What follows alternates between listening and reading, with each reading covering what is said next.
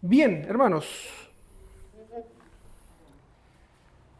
vamos a comenzar nuestra escuela y para comenzar vamos a orar primero en realidad, vamos a orar al Señor para agradecerle por este momento y que Él nos guíe y nos acompañe. Oremos. Señor, te damos gracias en este día por permitirnos estar nuevamente reunidos en este lugar en donde nos congregamos, Señor, para adorar tu nombre, Señor. Y te pedimos, Señor, que tú nos guíes, que tú nos acompañes. No podemos estar sin ti. No queremos estar sin ti, Señor. Guíanos, ilumina nuestro entendimiento, Señor, y que podamos conocerte cada día más, amarte cada día más, Señor, y adorarte como tú quieres que te adoremos, Señor. Quédate con cada uno de nosotros. Acompaña a aquellos que vienen en camino también, Señor, para que todos juntos podamos adorarte en tu día. Gracias, Señor, por todo. En el nombre de Jesucristo. Amén. Bien, hermanos, vamos a continuar con lo relacionado al principio regulador del culto. Y antes de avanzar, me gustaría reflexionar brevemente sobre la palabra del Señor que está en Deuteronomio 12. Deuteronomio 12, 29 al 32. Porque es bien interesante cómo también a través de un mandato, de una orden del Señor, nosotros también nos vamos dando cuenta de qué tan estricto es y por otro lado, qué es lo que Dios quiere de su pueblo. Y quiero leer Deuteronomio 12, del 29 al 32. ¿Qué dice?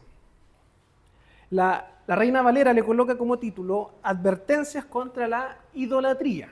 ¿Ya? ¿Qué es lo que dice? Deuteronomio 12, 29.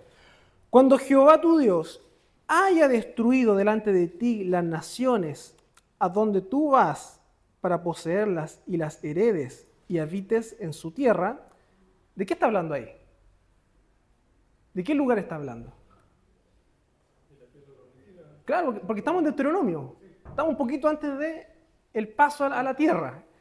Entonces, ¿qué es lo que está diciendo? Cuando Jehová tu Dios haya destruido delante de ti las naciones a donde tú vas para poseerlas y las heredes y habites en su tierra, de aquí viene la palabra del Señor, el mandato. Guárdate que no tropieces yendo en pos de ellas. ¿A qué se refiere con ellas? Las naciones, ¿cierto? Cuando seas llevado a esta nueva tierra en donde el Señor haya destruido la idolatría, el paganismo, guárdate que no tropieces yendo tras ellas. Después que sean destruidas delante de ti, no preguntes acerca de sus dioses, diciendo, de la manera que servían aquellas naciones a sus dioses, yo también les serviré. ¿Se dan cuenta lo potente que es este pasaje, este mandato del Señor? El Señor le está diciendo, ustedes van a tomar una tierra de la cual yo voy a destruir el paganismo, la idolatría y todo aquello que les aleja de Dios. Y a pesar de eso, el Señor les dice, guarden sus corazones, cuídense de no retroceder, de no ir en pos de ella y de no anhelar y querer adorar como lo hacen aquellos. Eso es lo que está diciendo. De la manera que servían aquellas naciones a sus dioses, yo también les serviré. No harás así a Jehová tu Dios, porque toda cosa abominable que Jehová aborrece, hicieron ellos a sus dioses, pues aún a sus hijos y a sus hijas quemaban en el fuego a sus dioses. Cuidarás de no hacer todo lo que yo te mando. Y fíjense lo que dice acá. No añadirás a ello, ni de ello quitarás. ¿Se dan cuenta que ahí está la esencia del principio regulador del culto? que Dios nos llama a ser fieles en nuestra adoración, a tener cuidado con esto de querer innovar y de ver cómo otros hacen tales cosas, yo también quiero hacerlas. A veces nos pasa eso. No, es que en tal lugar hacen tal cosa y es tan lindo que yo también quiero hacerlo acá. Y está un poco esto de querer retroceder, de querer mirar cómo el resto lo hacía para yo también querer hacerlo. Cuando en realidad nuestro parámetro para adorar no es lo que hace el resto, o si me gusta o no, el parámetro para adorar es lo que dice acá el 32. No añadirás a lo que el Señor dice, ni tampoco quitar. Y ese es nuestro parámetro para la adoración. No son nuestros gustos, no son las cosas que nos puedan llamar la atención o no, no es lo bonito, no es lo estético, es lo que el Señor ha mandado. Ni añadir, ni quitar. El Señor es estricto en ese sentido, ¿ya?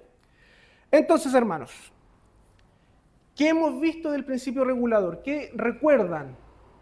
¿Qué cosas han aprendido o hemos aprendido con respecto a esto? Aquí los quiero escuchar.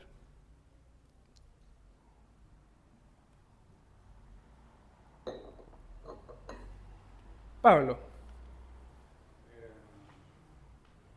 Respecto de la oración, que no basta con las buenas intenciones que podamos tener, sino con lo que Dios ha ordenado para el culto. Exactamente. No bastan las buenas intenciones, sino que en realidad lo que importa es lo que Dios ha ordenado hacer. Pregunta, ¿qué ejemplos bíblicos tenemos que justifiquen lo que Pablo acaba de decir? Que no bastan las buenas intenciones, sino que en realidad es lo que Dios ha mandado hacer. ¿Cuáles casos son? Cuando trasladaron el arca, ¿Ya? estaba perdida y David ordenó llevarlo en un carro nuevo y los bueyes empezaron a tambalear y se iba a caer el arca. Entonces Usa. Usa fue con la mejor intención a sacar el arca y murió inmediatamente. Exactamente. Es el caso de Usa, que yo me pongo en el lugar de David. David a lo mejor tenía muy buenas intenciones de hacer algo bonito, un traslado en un carro bien producido. Pero Dios había sido claro. Porque esa arca representa también la adoración, el reunir. Y Dios había sido claro y había dicho que el traslado del arca, ¿quiénes lo hacían? Y era una familia, si no me equivoco, con los de Coat, con varas, ¿cierto? Iba con argolla, entonces no era llegar y decir, bueno, Dios dijo tal cosa, pero nosotros podemos hacerlo de otra forma, si total el Señor entenderá. A veces nos pasa eso. No, así, el Señor no entenderá y Él juzgará nuestras intenciones. Sí, las va a juzgar. Y muchas veces si no son conformes a la palabra, bueno, hay juicio. A veces el carro nuevo representa como todo esto que es moderno, La parafernalia el también. carro nuevo. Sí. ¿Qué otra cosa más? ¿Qué otro ejemplo bíblico hay? Que recuerden, ya los vimos anteriormente. ¿Cuál se les viene a la mente? El granito de los deportados que regresen a Jerusalén. ¿Ya? La otra manera comenzaron a hacer el templo y comenzaron a hacer sus casas.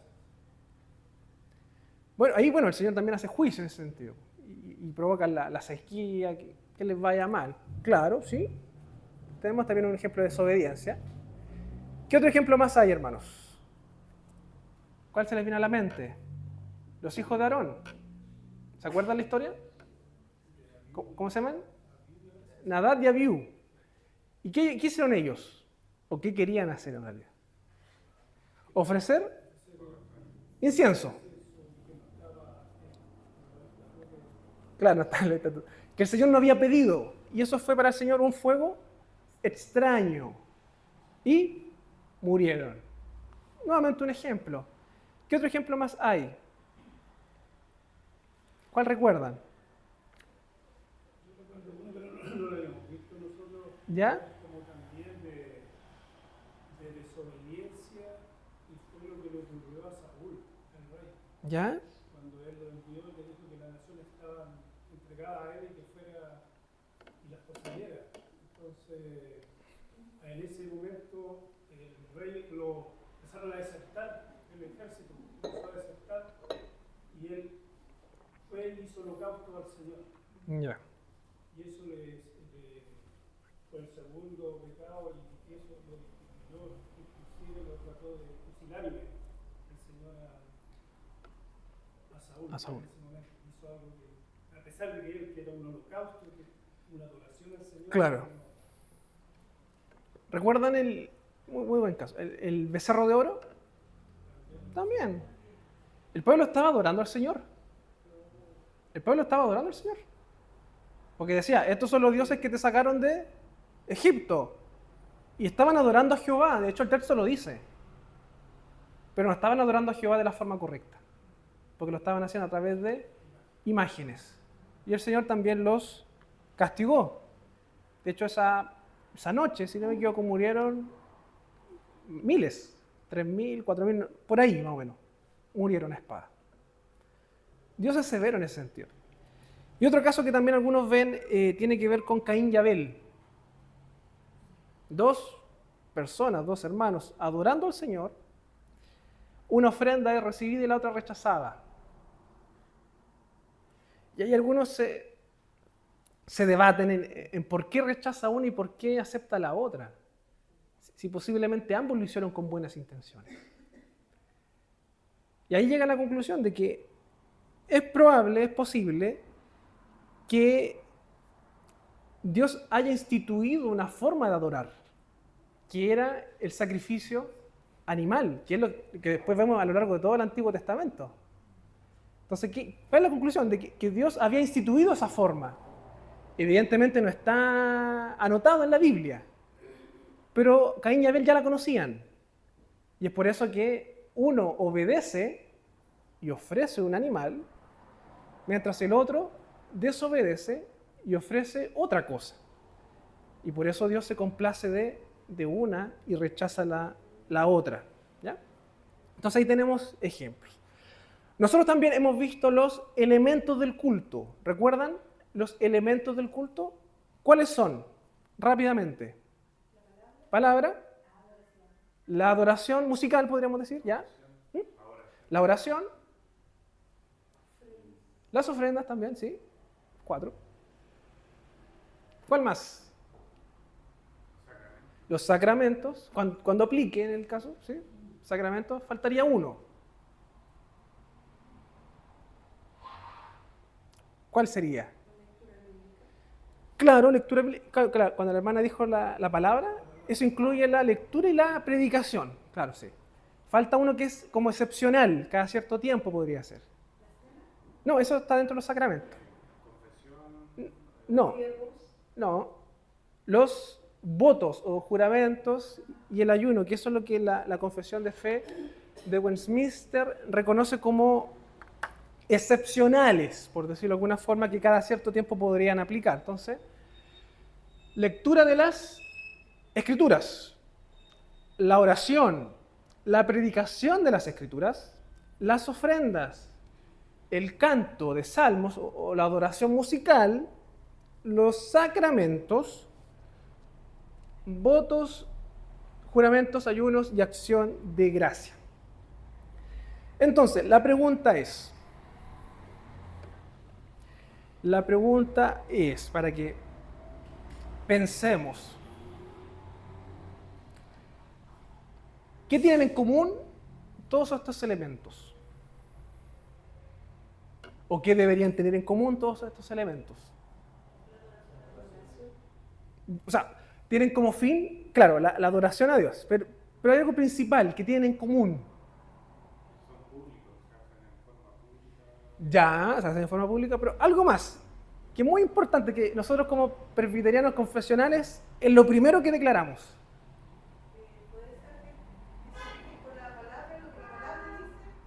Ahí va. Todos estos tienen en común de que están relacionados con la palabra de Dios. Todos estos son una forma de mostrar la palabra de Dios dentro del culto. Por tanto, tenemos lectura de las Escrituras, que es palabra del Señor. Tenemos la oración. Nosotros oramos y declaramos verdades bíblicas también. ¿Cierto? Porque esas son nuestras oraciones. ¿Cuáles verdades bíblicas? Que somos pecadores, que dependemos del Señor. Cuando invocamos su nombre, Señor, acompáñanos, ven. ¿Qué otra verdad bíblica más?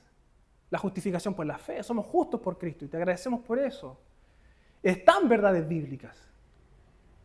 El problema es que muchas veces se podría usar la oración para no pedir por cosas bíblicas o no con un enfoque bíblico.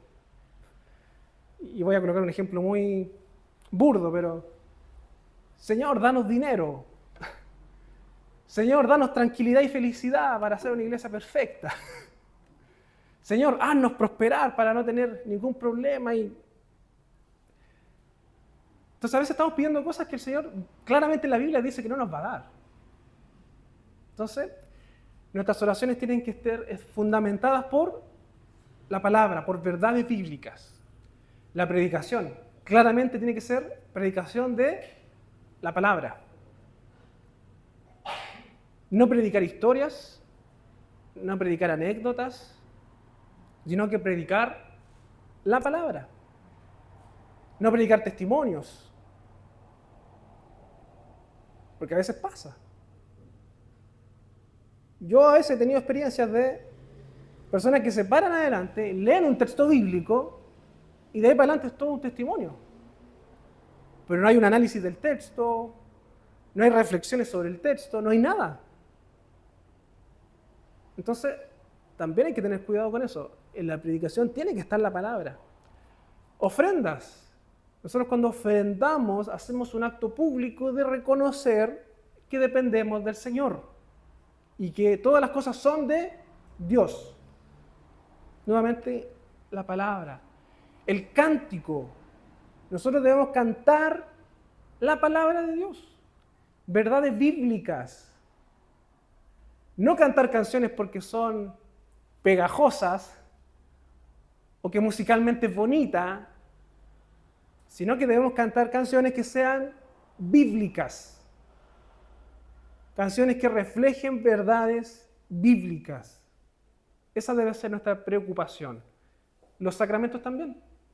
Los sacramentos son formas de mostrar visiblemente la palabra. A través de la cena nosotros representamos la pasión de Cristo, su muerte a través del pan y el vino, y nosotros anunciamos esa verdad hasta que Él venga, eso dice Pablo en Corintios. Y por otro lado también el bautismo viene a representar la obra del Espíritu Santo. Es esa gracia que cae, que se derrama sobre el Hijo de Dios. Entonces estamos representando verdades bíblicas.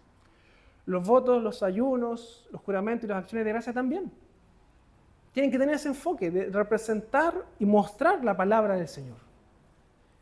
No hacer cosas porque queremos hacerlas, sino que porque la Biblia las manda y porque esos elementos reflejan la palabra del Señor. ¿Se entiende? Ya. Hasta ahí vamos bien, ¿cierto? Este es un resumen. Pero yo les quiero hacer la siguiente pregunta. Y acá los quiero escuchar. La predicación de la palabra ¿es el elemento más importante del culto o es el elemento central del culto? ¿Qué creen ustedes? Bueno, Juan Carlos. ¿Central? ¿Ya? ¿Ya? ¿Hermana Jessica? ¿Central? ¿Quién más quiere dar su opinión? ¿Es el más importante o el central? Acá hay un juego de palabras, ¿ya? Pero hay algo que esconde eso. ¿Cuál sería la respuesta? ¿El más importante o el central? Puede ser el central, ¿Ya? El centro más importante, ¿ya? ¿Nadie más? La predicación de la palabra es el elemento, por decirlo de alguna forma, más central. Porque si decimos y enseñamos que es el más importante, estamos diciendo que los otros elementos no son tan importantes. ¿Y eso qué genera? Alguien podría escuchar eso y decir, bueno, la predicación es lo más importante. Llego al culto a las 2:30. Llego al culto a un cuarto para la 1, porque ahí recién empieza el predicador a predicar. Y el hermano se pierde de las oraciones, se pierde de la confesión de pecados, se pierde de la adoración, la intercesión. Él deja de participar en la ofrenda. ¿Por qué? Porque él viene solamente a la predicación. Cuando en realidad, hermanos, todo lo importante son en realidad todos los elementos. Y por eso el culto es un todo. Por eso tenemos que ver el culto y pensarlo como un todo, de principio a fin, desde la invocación hasta la doxología o el postludio. El culto es un todo, hay una unidad. El culto nos lleva a eso. Y por eso nosotros partimos. ¿Cuál es el primer momento del culto? No, el preludio no es parte del culto. La invocación. ¿Y qué hacemos con la invocación? En primer lugar, iniciamos pidiendo que el Señor nos acompañe. El primer acto. ¿El segundo cuál es? ¿Y por qué hacemos la confesión de pecado en ese momento? ¿Se lo han preguntado? ¿Por qué hacemos la confesión al inicio casi y no al final? ¿Qué estamos buscando? ¿Qué estamos enseñando ahí? Se supone que cuando uno llega a la iglesia, somos pecadores en cualquier momento. Entonces, llegar a la iglesia es como el comienzo, inicio, pedir perdón por nuestros pecados para poder estar aptos para rendir un culto de adoración como Dios quiere. Muy bien. Tiene que ver con eso. De que nosotros vamos a ofrecer un culto al Señor, vamos a adorarle, pero en primer lugar estamos reconociendo ante el Señor que somos pecadores, que somos faltos. Y por eso oramos, en primer lugar, para entregar nuestras faltas, confesarlas ante el Señor, pero por otro lado también recibir ese perdón. Y recibiendo ese perdón, ya podemos adorar al Señor de una forma más... Porque sí o no que cuando uno tiene un pecado que no lo ha confesado, que no le ha pedido perdón al Señor, uno tiene una relación distinta con el Señor, ¿cierto? Pero cuando ya uno siente y vive el perdón, es distinto, ¿no? Claramente. Entonces, después de ese momento de confesión, ¿qué viene? La alabanza. La adoración, porque ¿qué es lo que buscamos? Que luego de ser perdonados y disfrutar de la dicha del perdón, viene la respuesta del pueblo, que es adorar. Adorar al Señor. Después seguimos adorando, ¿cierto? Con ofrendas. Y después seguimos alabando, adorando al Señor. Después viene otro momento de oración, en donde intercedemos. Además de adorar al Señor, pedimos, suplicamos. Luego de eso, el pueblo calla. Bueno, después viene la adoración también infantil, pero en realidad es una adoración comunitaria, de todos juntos. Luego de eso, el pueblo calla para escuchar la palabra de Dios. Y luego de eso, después, terminamos el culto con la bendición. Entonces, tenemos que también, hermanos, entender y ver el culto cristiano como una unidad, como un todo. Entonces, que nunca se le pase por la mente, hermano, creer que está en lo correcto si usted dice, voy a llegar solo a la predicación. O terminar la predicación, me voy. Hermano, se está perdiendo bendición. Se está perdiendo de momentos valiosos del domingo, que es la comunión y la adoración con el Señor. Entonces, todo es una unidad. Y aquí tenemos el desafío de que pensando de que todo es una unidad y que todo debe apuntar a lo mismo, posiblemente nuestras alabanzas también tienen que ir enfocadas con el tema de la predicación, por ejemplo, para hacer un todo. Quizás las lecturas bíblicas que tenemos durante el culto también tienen que ir en línea con el texto de la predicación, porque nuevamente estamos haciendo un todo. No es que tenga en primer lugar una participación el director totalmente separada de la que después tiene el predicador. Tiene que haber un todo ahí. Cuando usted prepare su liturgia, lo primero que usted tiene que hacer es preguntarse cuál es el texto de la predicación.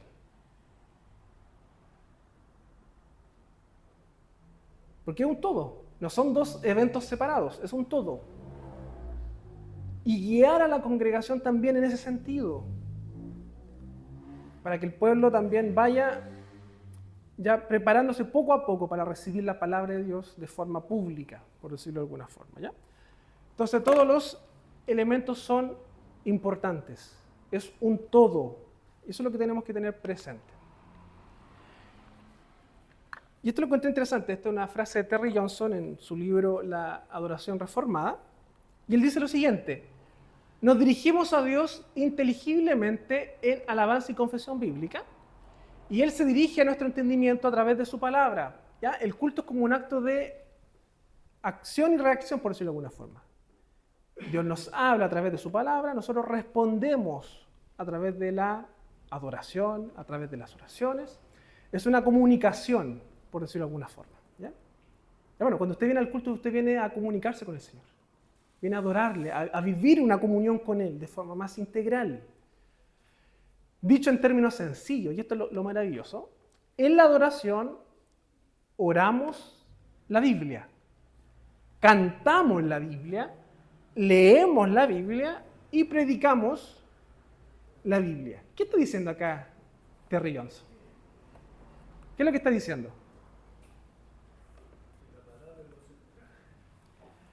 Que la palabra es lo central. Y cuando decimos que la palabra es lo central, no estamos diciendo de que la predicación es como lo único donde está la palabra, sino que cada elemento del culto tiene que estar la palabra. ¿Se entiende, hermanos, la idea? La clase de hoy es muy técnica, por decirlo de alguna forma, pero es para poder entender este principio que nosotros buscamos como iglesia, como pueblo de Dios. Que la palabra de Dios tiene que estar en cada uno de los elementos. Ningún elemento está separado o disociado de la palabra del Señor, ¿ya? Entonces, nosotros habíamos hablado de los elementos, las formas y también las circunstancias, ¿cierto? ¿Quién podría explicar eso? De forma rápida, ¿cuáles son los elementos, formas y circunstancias de la adoración? ¿Recuerdan? Elementos, formas y circunstancias. ¿Cuáles son los elementos?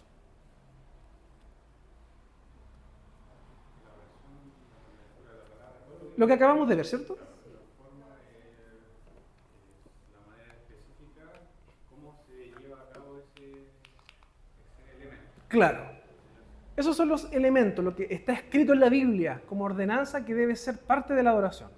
¿Ya? Y ahí tenemos los textos bíblicos que ustedes los pueden buscar después, que lo vimos en la clase pasada, pero esos son los elementos, eso tiene que estar. Pero ¿y las formas? ¿Qué son?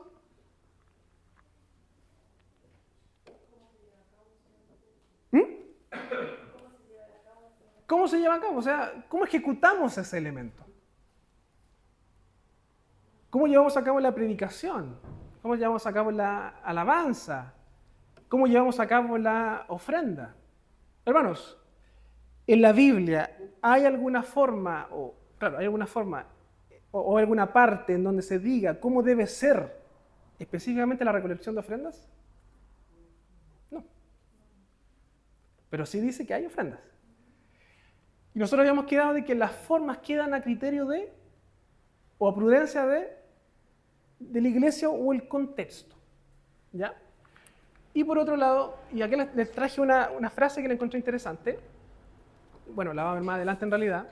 Después vienen las circunstancias, que ya apuntan los elementos externos de eso. ¿Cómo llevamos a cabo eso? Ya de forma externa que nos ayuda, pero esto no es un elemento. ¿Ya? Y nosotros vimos algunos ejemplos, ¿cierto? Elemento, predicación, la forma puede ser sentado de pie, el estilo, tipo de predicaciones expositivas, predicaciones temáticas. ¿Cómo un predicador elabora su predicación? ¿Hay alguna forma o una regla? No. La regla es que esté la palabra predicada. Y la circunstancia puede ser usando un púlpito, no usando un púlpito, puede ser parado en la calle. Usted puede predicar sin necesidad de un púlpito, sin necesidad de un micrófono, porque lo que estamos buscando es el elemento, que es la predicación. ¿Ya? El cántico, nuevamente un ejemplo, podemos cantar a capela con instrumentos y no tendríamos que hacernos problema por eso, porque el elemento es la adoración, es cantar, no el cómo. La circunstancia, podemos usar PPT, un libro de cántico, el himnario. Lo importante es que cantemos. ¿Ya? Bueno, habíamos hablado de las lecturas también, de qué forma. Y por ejemplo, acá yo los quiero poner a prueba. Las ofrendas. Ejemplo de forma y circunstancia. ¿De qué forma podemos recolectar ofrendas y cómo o qué circunstancias podemos usar para recolectar ofrendas? Ya. Ya, eso yo creo que es formas, ¿cierto? Yo creo que eso es más circunstancias. Sí. En forma, yo he pasado por esta iglesia. O sea, no es que he estado como miembro de la iglesia, sino que he visitado, he ido, y tanto presbiterianas como evangélicas, pentecostales, y he visto hartas formas. De partida, he estado en iglesias en donde la recolección de ofrendas no es una parte del culto, sino que en realidad los miembros, de forma privada, contribuyen. Y ellos asumen ese compromiso y lo hacen de forma más privada, pero lo hacen. ¿Ya?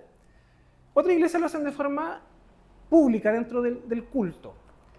Y claro, hay instancias donde, por ejemplo, se coloca una mesa con una especie de canasto y el que quiere ofrendar pasa adelante y deposita y después vuelve. No sé si han visto esos casos. Hay otros casos de ofrenderos, por ejemplo, en donde ya pasa un encargado y va puesto por puesto pasando el ofrendero y recoge las ofrendas. He visto otro también que en realidad ese canasto que está acá adelante se lo va pasando uno a uno. Y usted recibe el canasto con toda la plata ahí y usted echa su plata, que es visible todo, y lo va pasando al de al lado. Son formas. ¿Ya? ¿Y eso quién determina eso? ¿Cómo se define eso? El contexto, lo encargado, la prudencia cristiana. Entonces, por ejemplo, y aquí también hay que aplicar la sabiduría. Si estamos, no sé, plantando una iglesia o tenemos una iglesia que está situada en un contexto en donde el robo es común, porque eso es como una especie de circunstancia o contexto, ¿cuál sería quizás la mejor forma? Transferencia o público aquí adelante. Pero, por eso va a depender un poco de la sabiduría. ¿Ya? El ejemplo que coloco es como muy extremo, pero es como para ejemplificar eso. ¿Ya? Porque la tentación está. El último se va. Sale arrancando.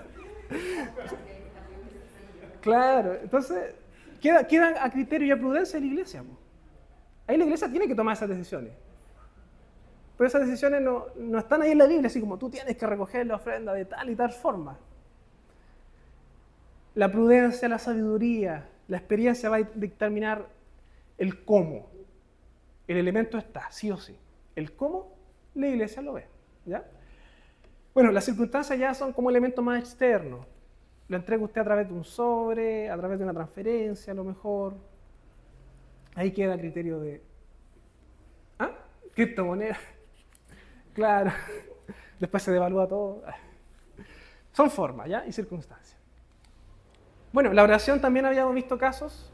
Orar públicamente, de pie, de rodillas. Ora uno, después ora otro. Ora una pura persona por motivos generales. Formas. Circunstancias, bueno, puede ser aquí adelante, con micrófono o no, para que todos escuchen. Eso también queda a criterio de la iglesia. ¿De acá? ¿Sí? En cuanto a eso, cuando hay un momento de oración y ora toda una congregación Es que, ya, aquí también está la prudencia y la sabiduría. ¿Qué es lo que nosotros buscamos como iglesia? Que la oración sea, en primer lugar, silenciosa. Por ejemplo, cuando hablamos de confesión de pecado. Una oración silenciosa donde cada uno tiene un momento para orar en privado, hace esa oración y después un encargado que es designado levanta, no sé si han escuchado eso, levanta la oración o guía la oración, que es como para ya hacer ese término. ¿Qué nos pasa a veces? Que en realidad esa persona designada no espera ese momento y al final es como una oración conjunta de todos. Entonces como que está orando y como que todos están escuchando la oración y clamando, diciendo amén. Cuando en realidad lo que deberíamos buscar es primero tener ese momento personal. Que cada uno ore, que tenga ese momento con el Señor y después el hermano levanta la oración y la concluye. Entonces, ¿ah? Porque a veces cuando uno está confesando los pecados y comienza el hermano a orar y Es que ahí está también, bueno, yo creo que es responsabilidad del hermano de esperar, de dar ese tiempo. Claro. Entonces, también está eso de las circunstancias, ¿ya? Y aquí encontré algo interesante con respecto al uso de las velas, ¿ya? Que como la vela pasa de ser una circunstancia, una forma, a pasar a ser un elemento. Por ejemplo, si en medio del culto público la luz se va, nos cortan la luz y empleamos velas para tener visibilidad, ahí las velas son circunstancias, porque nos están ayudando a ejecutar. Y no sería incorrecto emplearlas, ¿ya? Porque es como un foco. Y aquí viene la contraparte. Pero si dentro del culto incluimos una ceremonia relacionada con velas, en donde los miembros de la iglesia deben pasar a prenderlas en un segmento del culto, y estas simbolizan algo, ahí estamos incluyendo como un elemento. Entonces, fíjese cómo algo puede ser usado como circunstancia, pero si lo mal utilizamos, podría estar usándose o viéndose como un elemento del culto. Hay que tener cuidado de no tender a agregar cosas, porque nos pasa muchas veces que queremos agregar cosas. ¿Ya? Y aquí vamos a empezar a ver las circunstancias, y esto lo conversamos también, y quiero que nos detengamos en esto. Nada tiene un significado religioso ni es mandato bíblico y queda a criterio y prudencia de la iglesia. Quiero que leamos esos dos textos. Vamos con Números 21. Números 21.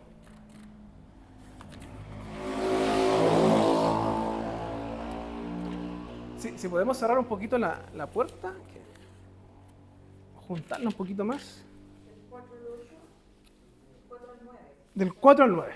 Sí, 4 al 9. La serpiente de Dios. Ya, ¿qué dice? Después partieron del monte de Or, camino del Mar Rojo, para rodear la tierra de Edom, y se desanimó el pueblo por el camino. Y habló el pueblo contra Dios y contra Moisés. ¿Por qué no hiciste subir de Egipto para que muramos en este desierto? Pues no hay pan ni agua, y nuestra alma tiene fastidio de este pan tan liviano. Y Jehová envió entre el pueblo serpientes ardientes que mordían al pueblo, y murió mucho pueblo de Israel. Entonces el pueblo vino a Moisés y dijo: hemos pecado por haber hablado contra Jehová y contra ti. Ruega a Jehová que quite de nosotros estas serpientes. Y Moisés: hazte una serpiente ardiente y ponla sobre un asta, y cualquiera que fuere mordido y mirare a ella vivirá. Y Moisés hizo una serpiente de bronce y la puso sobre una asta, y cuando alguna serpiente mordía a alguno, miraba a la serpiente de bronce y vivía. Ya, muchas gracias, hermana Juanita. ¿Quién podría resumir esta historia? O contar qué es lo que sucede. El pueblo reclama a Dios. ¿Ya? ¿Qué le reclama? Que lo sacó de un pueblo donde tenía todo, comodidades. Estaba mejor antes.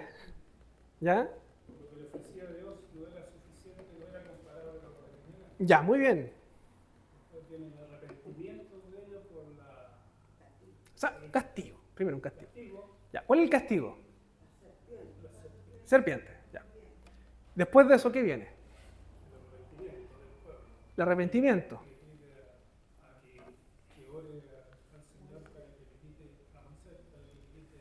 ¿Ya? ¿Y cómo Dios lo quita? ¿O cómo Dios muestra su misericordia? Por medio de Moisés, que le hace ejecutar ¿Ya? algo. Ponerle un asta a la serpiente de bronce ardiente, también ahí yo no entiendo qué es lo que significa ardiente. Es un tema, pero Sí. Puede ser, sí. Claro. la serpiente que atacaba era ardiente también, pues el veneno tiene que ser muy fuerte que ardía, entonces hizo algo semejante a la serpiente. Claro, no nos perdamos las circunstancias. Vamos al punto. Les manda a construir una serpiente de bronce. ¿Para qué? Para que cuando quiera mordido por serpiente, mirara a la serpiente y Muy bien. ¿Se entiende la idea? Pueblo pecador, malagradecido, le dice: Señor, estábamos mucho mejor allá, ¿para qué nos sacaste? Y ahora nos tenéis comiendo, no hay pan, ni agua, ni nada, nos estamos muriendo. Claro. Claro. El Señor los castiga. Les manda serpientes, los pican, murió gente, el pueblo se arrepiente y Dios muestra su gracia. ¿De qué manera? A través de una serpiente de bronce. ¿Y cuál era la forma de que Dios sanara?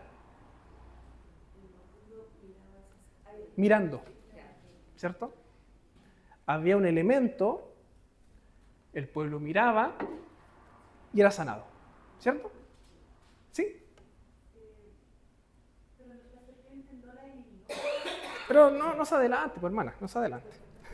No se adelante.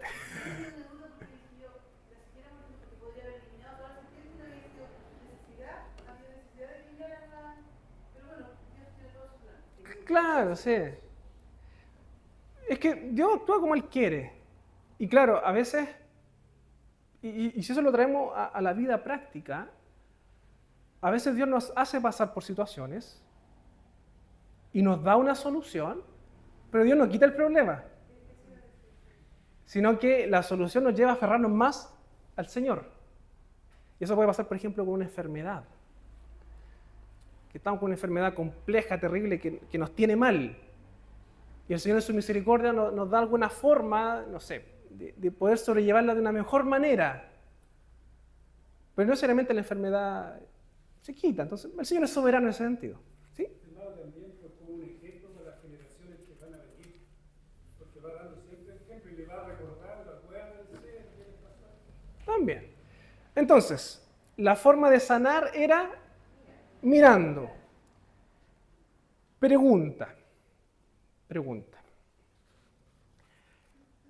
¿Esa construcción de bronce tenía poder en sí misma? No. ¿De dónde venía el poder? De Dios. Y eso tenía que entender el pueblo. Que el poder o la sanidad o la gracia no venía de la serpiente, sino que venía de Dios. La serpiente era un símbolo. Era no voy a ocupar la palabra elemento para no confundirnos, pero era un símbolo.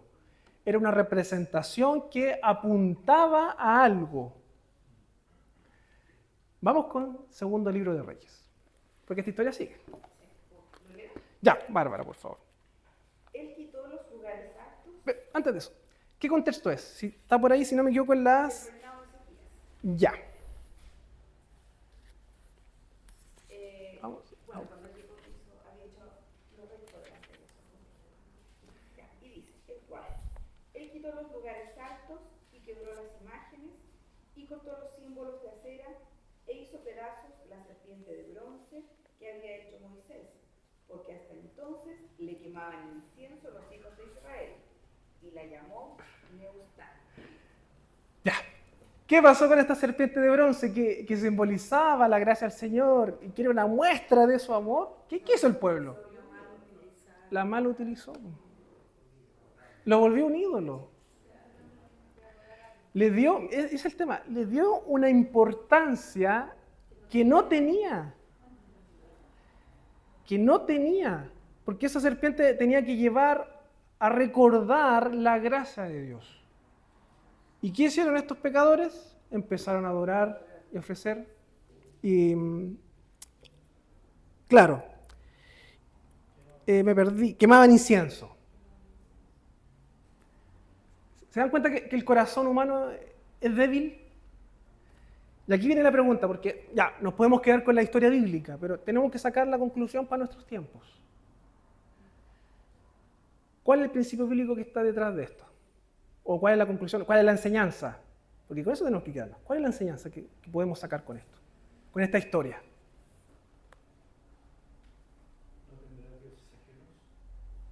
Ya, es el mandato. Pero ¿cuál es la enseñanza práctica que podemos concluir? ¿Ya?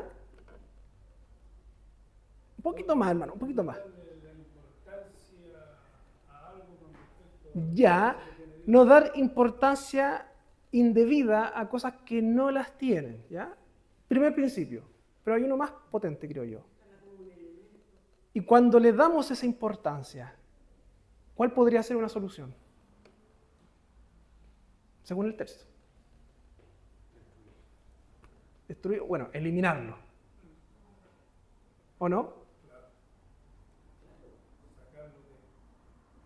Entonces, cuando un elemento, perdón, no voy a ocupar la palabra elemento de nuevo, un símbolo, una circunstancia, una forma,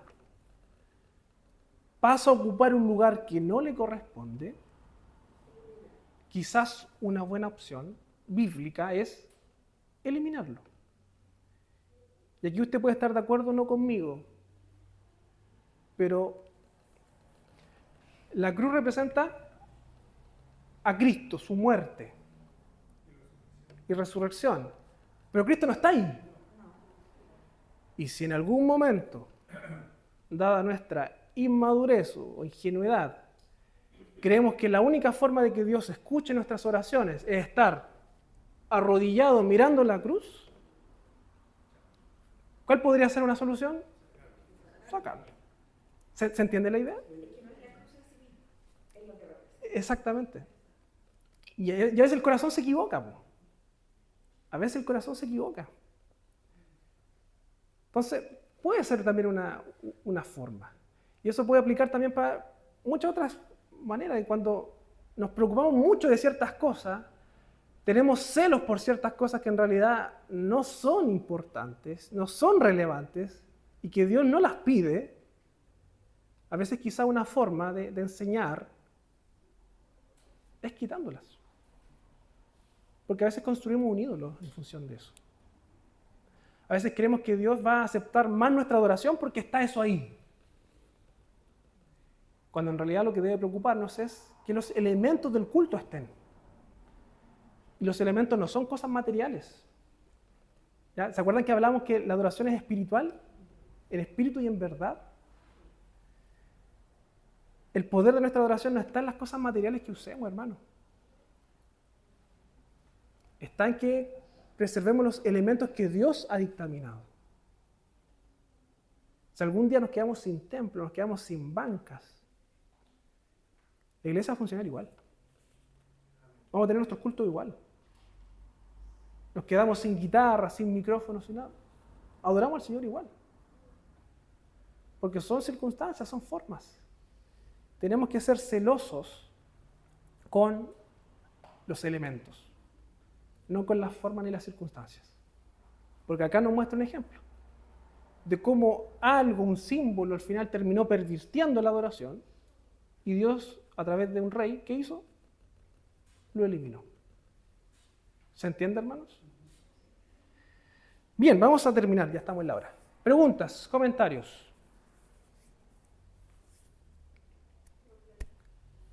¿Clarísimo? Dar un ejemplo nomás, muchas veces, ¿Ya? hermanos, por ejemplo, la Biblia en sí, uno la raya y dice, ¡ay, rayaste algo sagrado! O lo marcaste. Ya. Pasa eso, pasa que la Biblia, el libro en sí pasa a ser más importante de lo Ya. que está escrito. Muy buena acotación. ¿Qué opinión tienen con respecto a la Biblia? No, lo dije mal. Con respecto a la forma de tener la Biblia. Porque yo he estado en iglesias en donde el predicador o el que dirige casi sataniza el uso de la Biblia en el celular. No, el verdadero cristiano tiene que estar con la Biblia original, con la Biblia real, porque si no, no es Biblia. Hermano, si realmente tuviésemos que estar con la Biblia original, tendríamos que estar con rollos, porque esto no es la Biblia original, por decirlo de alguna forma. ¿Ya? Entonces, claro, yo creo que hay distintas opiniones con respecto a rayar o no. ¿Qué es lo que pienso yo? Opinión personal. Mientras más deteriorada está la Biblia, es porque más la usa el cristiano. ¿Cierto? A veces como que queremos todo lo contrario, que el buen cristiano es el que tiene su Biblia intacta, bonita, con la hoja parejita, pero, hermano, yo quiero que la ocupen mejor. Si tienen que rayarla, ráyenla. Subrayen. Si quieren anotar algo, háganlo. Porque en realidad, quiero ser cuidadoso con lo que voy a decir. Este elemento, no voy a decir elementos, este libro no es poderoso en sí por ser libro. Este libro es poderoso en sí porque aquí está la palabra de Dios, contenida. Como también puede estar contenida en una aplicación de celular, como también puede estar contenida en una aplicación de computador. Entonces, claro, a veces también nos pasa eso, que hacemos muy relevante el tema de la Biblia, o sea, del documento tangible, ¿sí? De hecho, otro ejemplo sobre lo mismo es cuando se le da poder a la Biblia como libro, digamos, más allá del contenido. Sí. Uno llega a muchas casas y ahí está el Salmo 91, porque el Salmo de protección. Oh, tenemos que cerrarla. Retiro lo dicho. Y está abierto. ¿Ya? Y es la única parte donde está abierto. Y el resto jamás se miró, jamás se tocó. Nunca jamás se movió. leyó, Ya. Pero es un elemento de protección. Ya. Finalmente es eso. Claro. Y ojo, que para muchos cristianos es eso. No es tan solo Sí. para el no creyente. Estoy hablando que se le atribuye Claro, un poder. un poder. Sí, o sea, con esto, hermano, yo creo que no estamos diciendo que sea malo tenerlo. El problema es cuando pensamos de que a lo mejor eso va a tener un efecto más. Porque como método pedagógico es muy bueno. O sea, entre una visita a mi casa, lo primero que veo es una Biblia abierta. O sea, el Señor gobierna en esta casa. Como elemento pedagógico está muy bien. O mis hijos, la palabra de Dios está ahí. Y tiene que morar en este hogar. Súper bien. El problema está que cuando le damos un poder más allá del que... ¿Ah? ¿Ya? También. Estoy hablando de la Biblia. Hay gente que le da poder como un elemento De protección. contra males, contra O sea, claro. Sí. Entonces, ¿a qué es lo que queremos llegar? Que hay que cuidar también a veces el corazón y cómo interpretamos, cómo enseñamos las cosas. ¿Ya? Insisto, no estamos diciendo que sea malo. El tema es cómo estamos utilizando eso. ¿Ya? ¿Algún otro hermano comentario? Hermana Eva. Bueno, a mí una vez un hermano me hizo un comentario. Yo siempre tengo una Biblia para traerla a la iglesia, que estén siempre sanitas. Ya. Entonces un hermano me dijo, se nota, hermanelita, que usted no lee. Entonces le dije yo, ¿por qué, hermano? Porque mire su Biblia, como que nunca la ha abierto.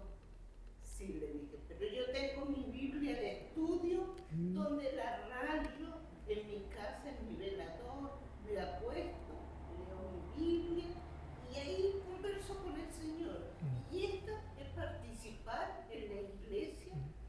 Entonces me dijo, disculpe que la haya ofendido.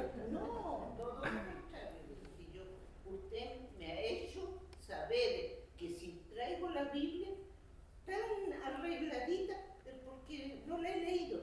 Y eso me fortalece a mí también. Así que, claro que el hermano se cortó todo después que me dijo eso. Nunca más opinó. La segunda vez que escucho esto, lo que dice usted, Claro. que la Biblia dice, más se lee. Es verdad. Una vez un teólogo dijo, o sea, escribió por ahí, dijo, haciendo una crítica a los que no leen la Biblia. Decía, la Biblia que está en tu casa tiene tanto polvo que se podría escribir la palabra condenación con el dedo. ¿Qué es lo que estaba apuntando? De que hay cristianos que tienen su Biblia que no lo ocupan, que se llenan de polvo ahí. ¿Ya? Formas de comunicar las cosas. Pero lo importante, hermano, es que leamos la Biblia, que seamos fortalecidos por ella, enseñados por ella. Pero no darle, y nuevamente quiero ser cuidadoso, no darle un poder más allá a este elemento tangible, que es un avance tecnológico. Porque antiguamente eran rollos. Incluso podría ser que en el futuro se desarrolle otra tecnología y a lo mejor esto sea reemplazado. Y esa otra tecnología tenga el mismo contenido que nosotros tenemos acá. Y sea más fácil de mover, más fácil de buscar. No sabemos. Pero mientras sea... Exactamente. Sí, debe ser el celular.